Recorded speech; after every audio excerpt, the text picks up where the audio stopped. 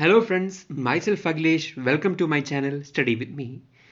This is my second video in this channel. So today we are discussing with two small topics, double circulation and blood pressure. Let's start with double circulation. Before going to the topic, we need to know what is circulation. It is the movement of body fluids from one part of the body to the other. In double circulation is the same. It is a cyclic movement of the blood through the heart. It is of two kinds. They are pulmonary circulation and systemic circulation. Here in this picture, this blue color region is the right side of the heart where the pulmonary circulation occurs, and this red color region is the left side of the heart where the systemic circulation occurs. Here these two circulation act as a cyclic circulation called as the double circulation, where the heart acts as a double pump.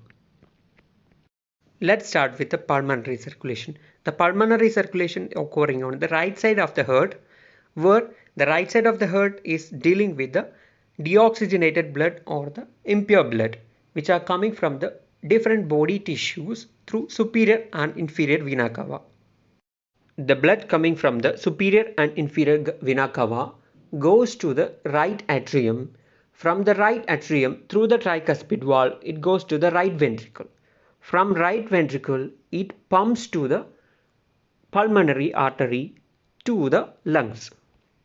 In lung capillaries, the blood will rid of the CO2 and it will receive O2 in turn.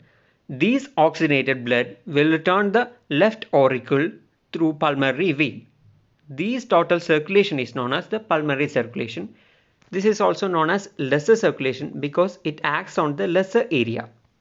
Next, we are discussing systemic circulation. Systemic circulation is a continuation of the pulmonary circulation. Systemic circulation is dealing with the right side of the heart, where the pure blood is coming from the lungs through the four pulmonary veins into the left auricle. The blood leaves from the left auricle and fill into the left ventricle through bicuspid valve. The left ventricle is a powerful contracting chamber. By the contraction, the blood is pumped into the aorta.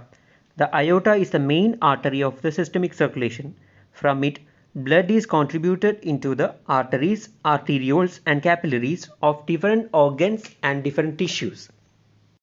The deoxygenated blood from the organs and tissues are bring back to the right auricle. These constitute the systemic circulation, or it is also called as major circulation. These two circulation act as a cyclic circulation, and this is called as the double circulation. I think it will be easy to study through a flowchart. I can explain in briefly. In pulmonary circulation, the deoxygenated blood from the superior and inferior vena cava goes to the right auricle. From the right auricle, it pumps into the right ventricle. From right ventricle, it pumps into the pulmonary artery. Through the pulmonary artery, it goes to the lungs. From the lungs, the blood gets purified, oxygenated. The oxygenated blood goes into the left auricle through the pulmonary veins. In the systemic circulation, the oxygenated blood that coming from the lungs through the pulmonary veins goes to the left auricle. From the left auricle, it moves to the left ventricle. From the left ventricle, it pumps into the aorta to the different body parts. Here the body parts get oxygenated and the deoxygenated blood move into the right auricle through the superior and inferior vena cavas. Now we can study blood pressure. What is blood pressure? It is a force or pressure that created when blood pushes against the walls of blood vessel during cardiac output.